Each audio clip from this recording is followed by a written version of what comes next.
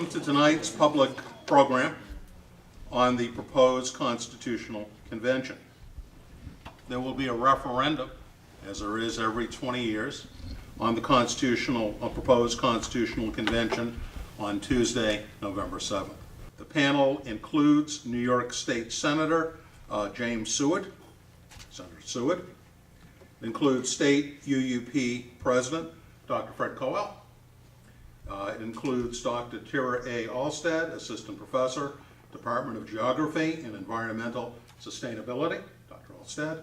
And very lucky to have on our panel Dr. Elizabeth Bloom, who is the chair of the Education Department at Hartwick College. I'm Bill Simons, and I'm the president of UUP Oneonta, one of the co-sponsors of tonight's program, and I also teach United States history. Our first speaker, Senator James Seward.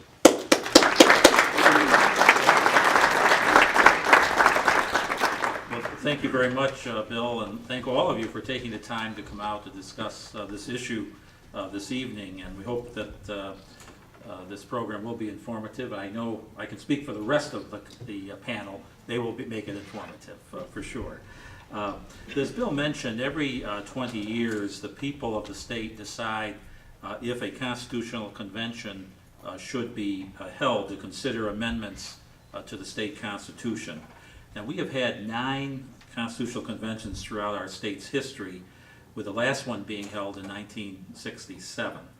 And if a convention is approved by the voters on November 7th next month, voters then will have to elect 204 delegates in next year's election, 2018 election.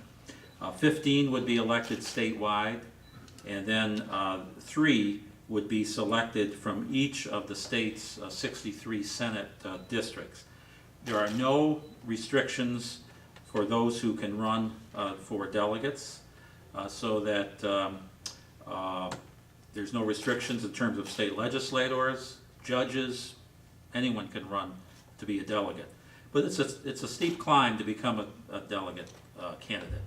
It requires a minimum of 1,000 signatures to run in a Senate district, 15,000 signatures on petitions to run statewide. And the numbers are even higher if someone wants to run outside one of the political parties and want to run as an independent. The Constitutional Convention, if approved, would convene on April 2nd, 2019. They would meet continuously in the Capitol until the delegates conclude their work. They would be allowed to draft a new constitution or simply amendments to our existing constitution. The proposed changes would then go on the ballot on November 5th, 2019. And finally, any approved amendments or a new constitution would take effect January 1, 2020. The public has voted against holding a constitutional convention in both 1977 and 1997. And of course, the question's on the ballot again this year. And when we go to the polls next month, you will find actually 3 propositions on the ballot. One regarding the Constitutional Convention, whether to hold one, and 2 others, which would be amendments to our current Constitution. Now, how do these amendments get there? I mean, we haven't had a Constitutional Convention. Well, fortunately, there exists already a process in place to amend the state constitution, and I say it works fairly well. Proposed amendments must be approved by 2 successively elected legislatures, and then they go before the voters on the ballot for them to finally approve.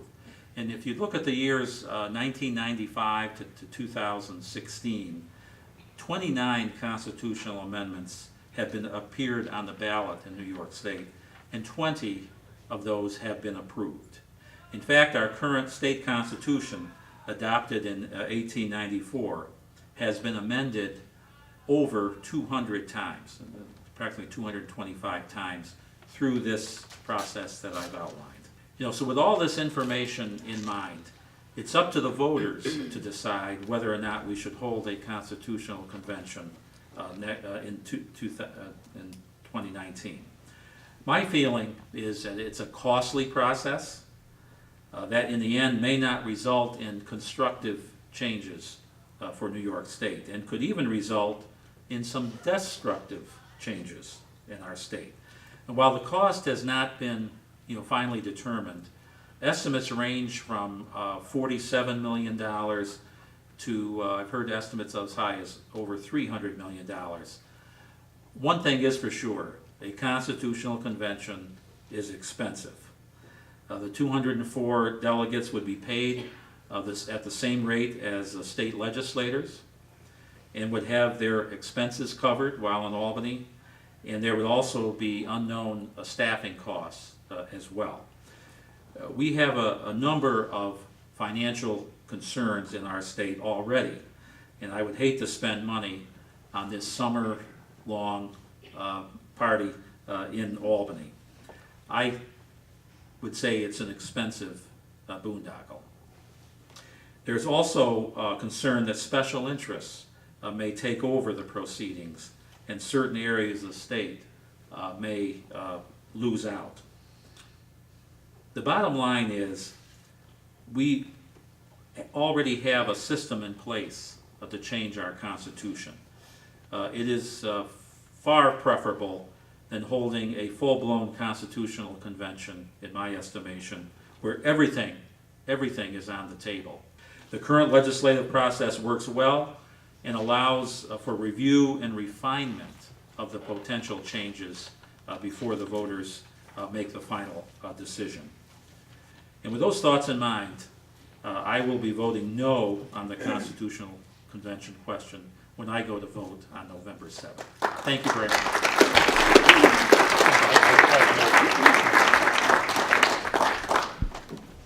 Thank you, Senator Sewitt. Our second speaker will be Dr. Olstad. Excuse me, I'm sorry, Dr. Bloom. Dr. Bloom. Thank you, Bill, for organizing this event. Thank you all for being here. If New York is to undertake a constitutional convention, the entire document would be up for grabs, as the senator just said. Delegates would be free to drastically change the Constitution, including the promises outlined in Article 11, Section 1, that the legislature shall provide for the maintenance and support of a system of free common schools, wherein all children of the state may be educated, and which prohibits the use of public property or money in the aid of denominational schools. In other words, this provision of the Constitution ensures that only public schools, which serve all children, are to be beneficiaries of public monies, and that the public monies are not to be directed to religious schools. A convention would put this assurance in jeopardy. Powerful forces are putting money and influence behind privatization and so-called school choice at the federal and state levels. Christina Rizga says in a recent Mother Jones article that a convention could lead to a radical redirection of funds from traditional public schools to private schools, many of which are Christian. Our U.S. Department of Education Secretary Betsy DeVos is on the record saying that she wants to use U.S. schools to advance God's kingdom. Trump's signature education proposal calls for dedicating $20 billion in federal money to help families move away from what he has called our failing government schools, and instead choose charter, private, or religious schools. If New York was to undertake a convention, extremely wealthy individuals and corporations would have the money to employ lobbyists and influence politicians to make sure that their interests are advanced. Despite claims to the contrary, these people are not interested in restoring ethical practice to Albany's system. They are the ones who stand to benefit the most. And that brings me to the topic of charter schools, a sector which is privately managed, receives public money, and is overwhelmingly non-union. Charters take advantage in the most cynical way of what amounts to corporate welfare. Investors brazenly exploit children for their own gain. Our public schools educate human beings to live full lives with respect for diversity, concern for others, a belief in equity, and the desire and ability to participate in a democratic society. We need to protect them. Vote no on the Constitutional Convention. Thank you.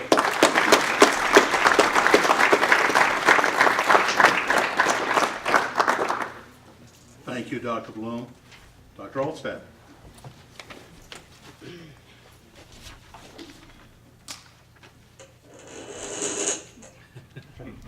I'm honored to be a participant in this.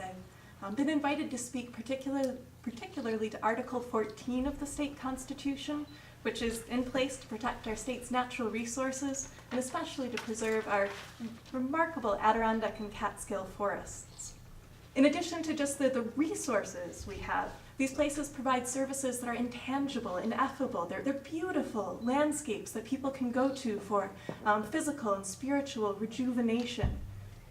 Of more relevance to this discussion, the 2.7 million acres of public land that's in the Adirondack Forest Preserve and the nearly 300,000 acres of land that's in the in the Catskill Forest Preserve, lands that are public lands, state lands, are given some of the most stringent environmental protection of anywhere in the United States.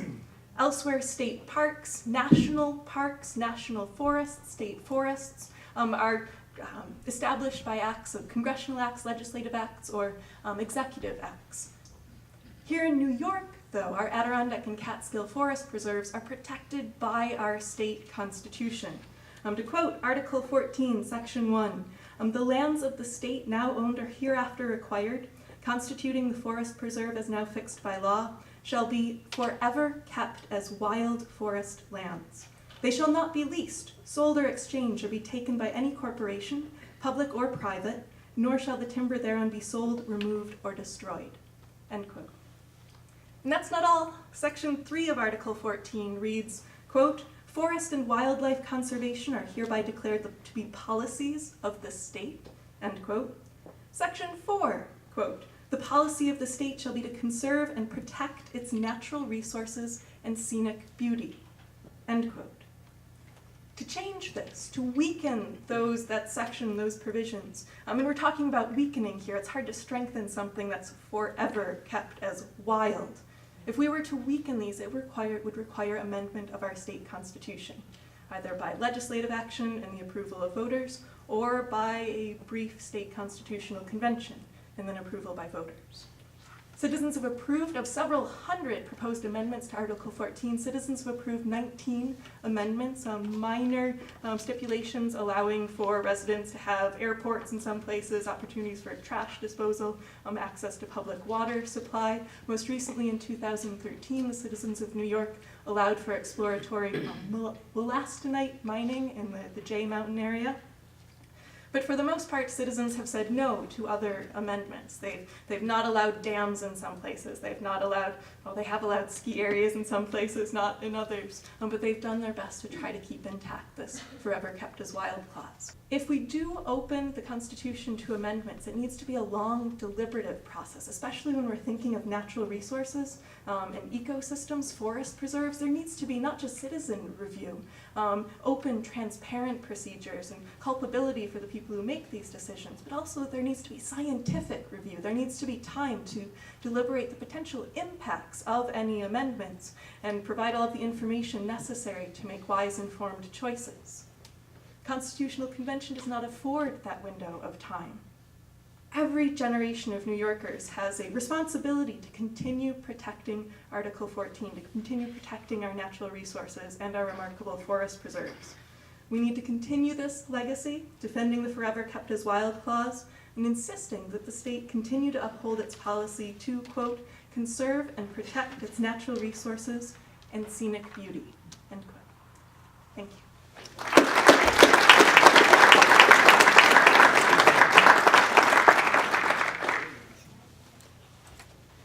Thank you, Dr. Olstad. Dr. Cole.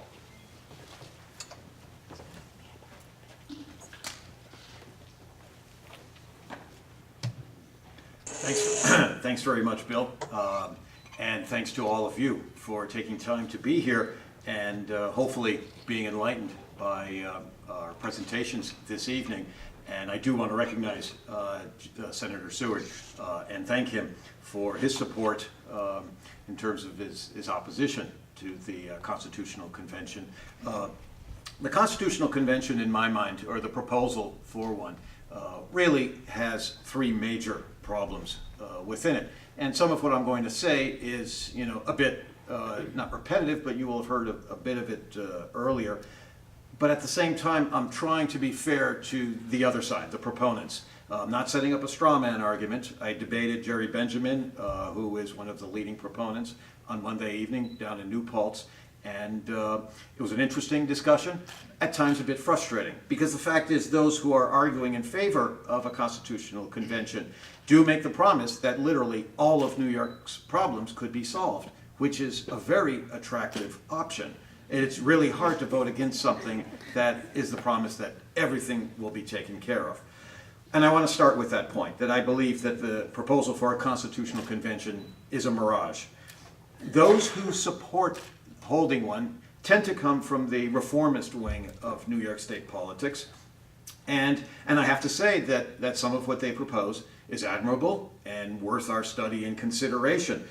But remember, as the senator pointed out, we already have a tried and true process for amending the Constitution. And as you have just heard, one that allows for extensive analysis of proposals before the voters have their opportunity to vote. But let's take a look at what would have to happen in order for a true reformist constitutional convention to take place. There would have to be reformist candidates running across the state of New York in very diverse districts. They would have to have the money, the organization, the time to run such campaigns.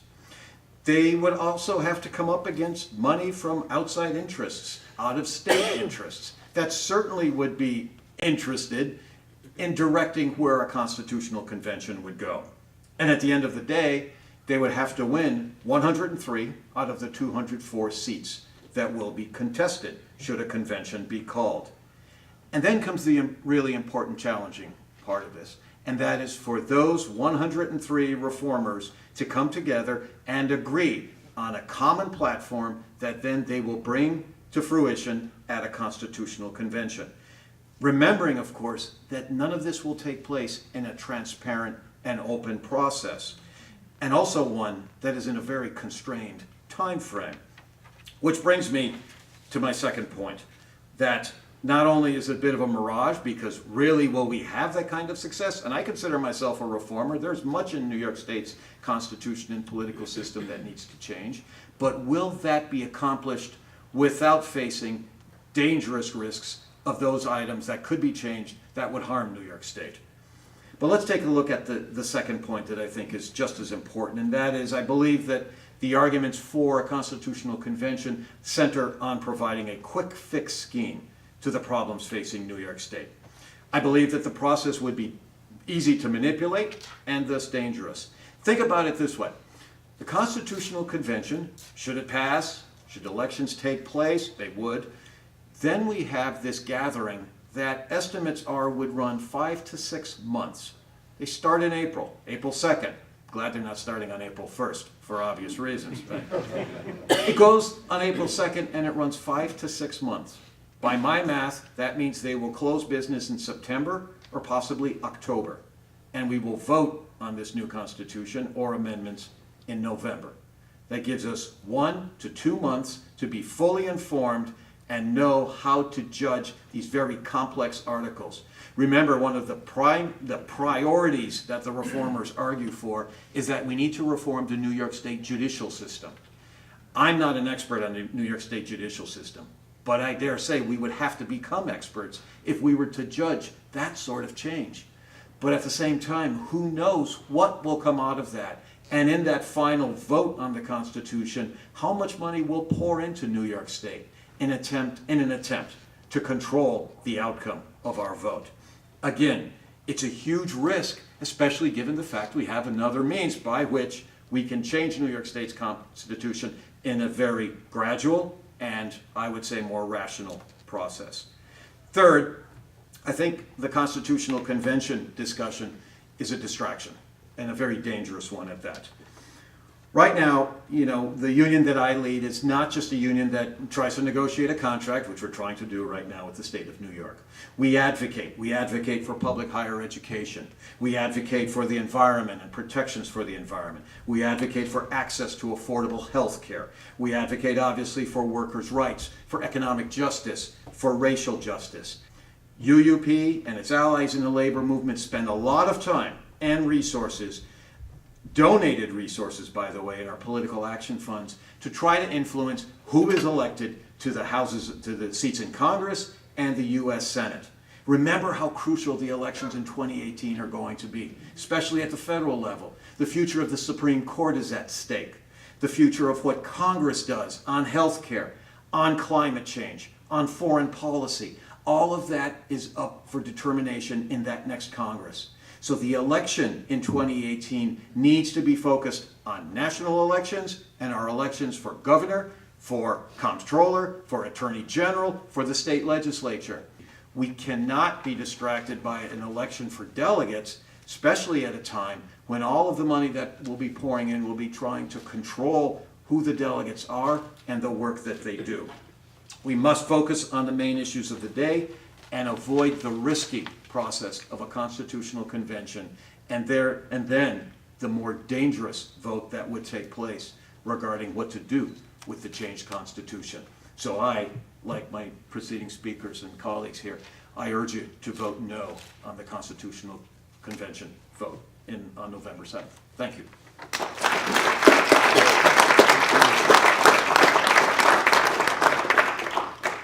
Thank you, Dr. Colwell. What we would like to do now is give an opportunity to hear your voice.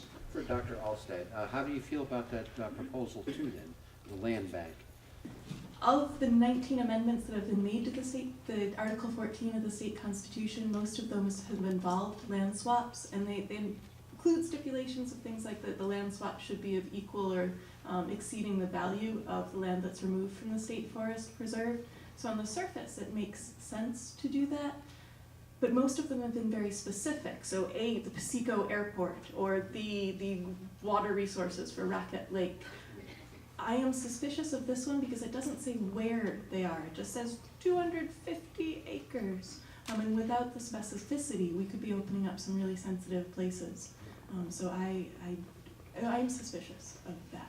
My interest much more so is in the process that took place, and that is stakeholders were all brought in, the legislature considered all options, scientific evidence and so forth, and now it's to the voters for us to analyze over a long period of time as to whether or not we want to vote for them. I don't know which way I'm going to vote for it, but I think it exemplifies the tried and true process for amending our Constitution that has worked and allows for transparency, accountability. We know who to hold accountable when the amendment was first passed, and then it was passed by a second legislature. So that's why I oppose the Constitutional Convention, and this is one piece of evidence why, regardless of how we may end up voting on it, it is a process that allows for the most involvement and analysis of a question. I wonder if any of the panelists can identify particular groups or organizations that are pushing for the Constitutional Convention.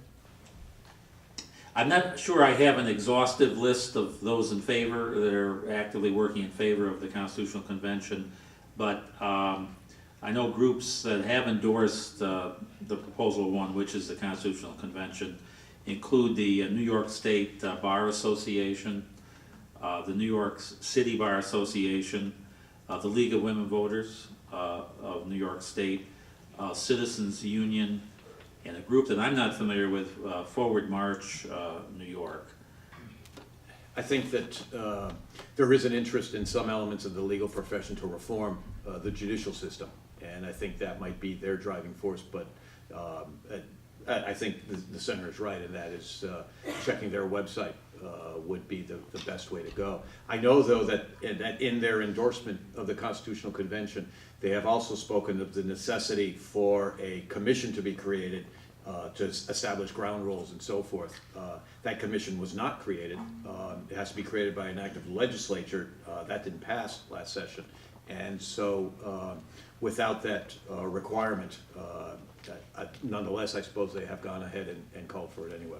I would just add to that, there are a number of moneyed interests. I was talking about charter schools that see this as a cash cow and are just waiting to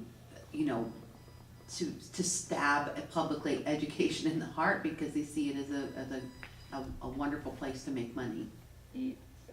are we assuming that there would not be protectors of public education?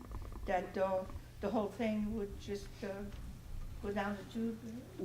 There have been 2 decades of attack and under the guise of reform of public education. And it's driven by corporate interests who see public education as a place to make money. It's really astounding how much money there is. You think about, it's a renewable resource. There are always new children coming down the pike who need to have schooling. So they've co-opted the word reform and used it as a tool to take over publication. And some people think that their goal is to get rid of public education altogether. In reality, once we get to the stage of an election for delegates, that is where we will see what happens in far too many elections nowadays, where the money will pour in pursuit of controlling who the delegates are, and then the final outcome of the Constitutional Convention. We have seen, we support with our allies in NYS candidates who support public education, both P through 12 and higher education. But in fact, what we come up against when we support such candidates is a lot of money, way more than we have to spend on the side of the charter school industry, and I'm sure that they would be pouring money into the election of delegates to try to control that, along with development interests that would be coming in to try to get the forever wild statute changed. You see what's happening nationally. You know, why do we think that New York State would be immune to those sorts of attacks? And also, you know, as a unionist, we are a strong union state, but amending the New York State Constitution could take away our right that we have as workers to bargain collectively for contracts. Everything is on the table in a constitutional convention, and not that one reform that you may have in mind. Everything, and that's what we have to make a determination is the risks. I've come to the conclusion the risks are too high. One way of looking at the convention is to look at who is supporting the yes vote. And it seems to me it's a lot of special interest people from out of the state. Not New Yorkers who are interested in reforming within New York, but much of the money, I suspect, both to defeat the no vote and to elect delegates will be out-of-state money. Are there parts of the state where there is a movement toward, you know, voting in favor of this? It's one question. And, you know, what do you think the odds are right now? And the second question is court and judicial reform too complicated to get done by an amendment? You know, back in 1997, the last time this was on the ballot, I think there were 62% of the voters voted no on the Constitutional Convention. My gut tells me that that with the political climate that we are in today, that will be a much closer election this year. So you were saying, who are the people? I'm not prepared to give you a good answer to that question, but there are people like the Mercers, the DeVos family, that we know are funding, who would be putting large amounts of money into helping to choose delegates, pushing for delegates that would help enact their vision of what public schools should be. And they're on record, you know, saying that they think that public schools are a problem and that we need privatization of public schools. Even when I was thinking about what I was going to speak to today, I was thinking there is room to improve some of the state's policies when we look at environmental resources, natural resources, thinking about intrinsic value and rights of other species. But in the middle there's the risk of opening out to other impacts to Article 14 And so that's why, at least personally, I came down on the side of no for the state constitution. But just as readily, I'm sure if you went to up into the Adirondack communities, there would be strong advocates for development. There's a wide swath of voters who don't know the issue, aren't aware of the fact that they're doing an amendment on the ballot that would call, a vote that calls for a constitutional convention. And but what we have seen is that in the Siena polling, which is fairly accurate, it shows that there's a falling level of support for the Constitutional Convention from about 55% in midsummer down to around what you were saying, about 43, 44%. What's interesting from a political scientist's point of view is that the proponents' numbers have fallen. Opposition has stayed very steady state, around 38, 39%. So what's happening, and you can do the math, is that the number of undecideds is growing. When you dig deeper into the numbers where there is the strongest support, it tends to be in communities of color, which would appear to be due to the fact that individuals see the state government, or for that matter, the federal government, not operating in such a fashion that benefits them. And any change would be seen as a positive change. That's my thumbnail analysis of that. In terms of the way it could go, though upstate support is stronger for on the no side, the reality is this election, like so many elections statewide in New York State, is going to be decided in New York City. If you had asked me 6 months ago, I would have said I'm pessimistic. That is, I think that it's going to pass, because you had at that point would look like a hotly contested mayoral race in New York City. Now that doesn't seem to be happening. So we may not get the turnout in New York City that was anticipated. We're not sure who's going to turn out in New York City, for that matter. We don't know who's going to turn out upstate. So this is a really tough one to call. I think it's going to be very close in the end. My analysis also, though, points to that those who are opposed are extremely motivated, hence all the lawn signs. You know, in the ballot, the voting process we're using now, you know, the candidates are on one side, various candidates are on one side of the ballot, and any propositions are on the other side. I've been told not to use the front and back. We can't say they're on the back, but they're on the other side. We're not trying to diminish putting them on the back.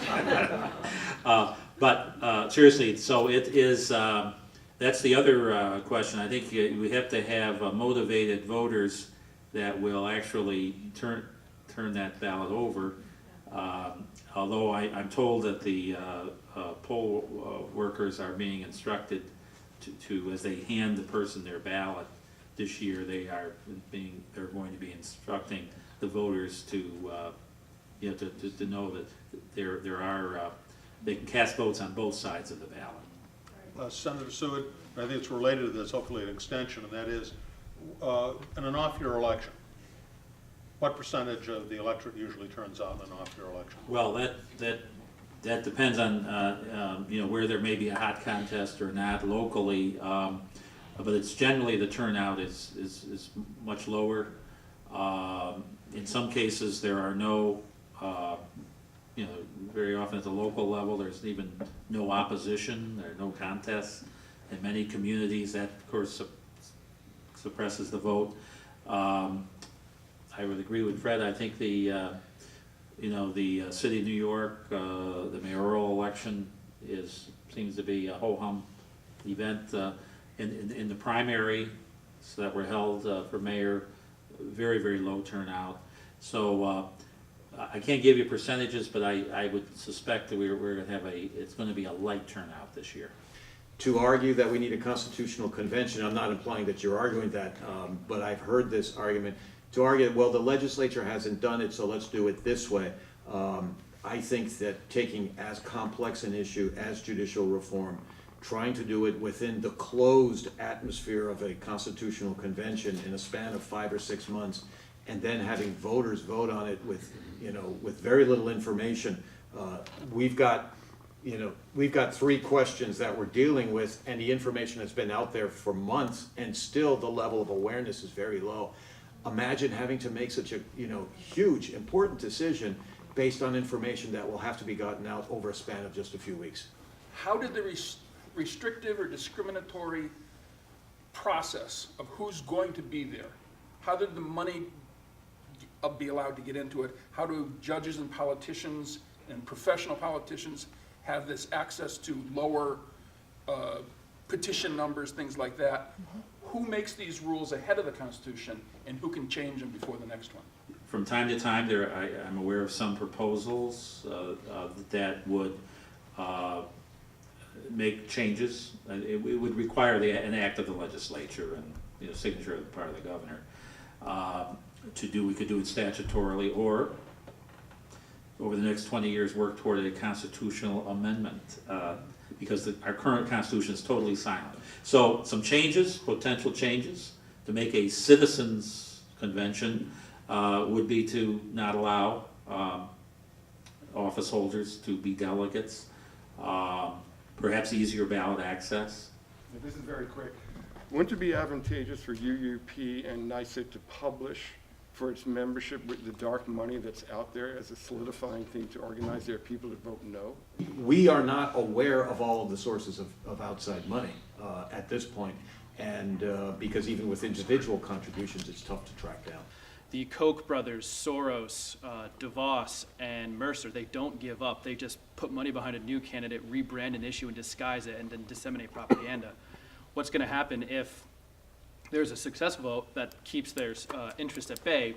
Do they just go on to trying to make an amendment, or do they buy out other candidates? One area where the Koch brothers have been very busy is funding federal cases that undermine public sector unions. There's a case like that that's at the Supreme Court right now, Janus versus AFSCME, Council 31. It would severely, potentially weaken the union that I lead and all public sector unions. And their stated goal, and it is a publicly stated goal, is to undermine public sector unions, because really that's the heart of what's left of the labor movement and much of the progressive movement. And so that's where money would also go, in the direction of federal court cases to undermine the progressive movement, and then also pouring money into, we've seen it in New York State, pouring money into congressional races in order to control who are our representatives in the House of Representatives primarily. The Senate races are pretty much foregone conclusion, but yeah, in the House, that's where they would go. But I think that you also hit the nail on the head when you said that it comes out of this desire from minority communities, black communities, transgender individuals, and other marginalized communities to, see that they feel that progress hasn't been fast enough, and that they haven't been able to achieve that progress through the legislative, procedures. And so I know their viewpoint is that they feel the best way to do that is to break everything open. I do also see a lot of risks in there, and that's where I think the response is, and that's what I was looking for. Are you aware of money that's already flowing into this effort from conventional energy companies, pipeline companies, drilling companies, natural resource exploitation companies? Do you think that there will be money from those sources coming into this? And how do you think it will involve and be involved in the convention or influence the convention?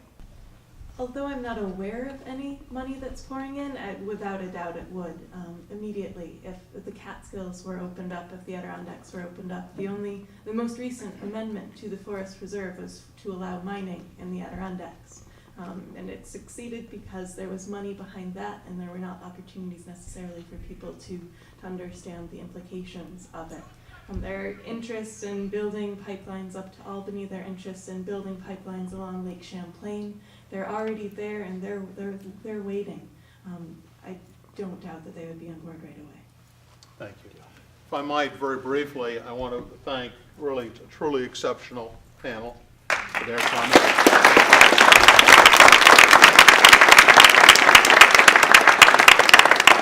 I want to thank each and every one of you. I want to thank you for putting in the time. It's really remarkable sometimes at the end of, we've been here over an hour and a half, to have this level of engagement. And so I appreciate what you have brought the audience. Thank you.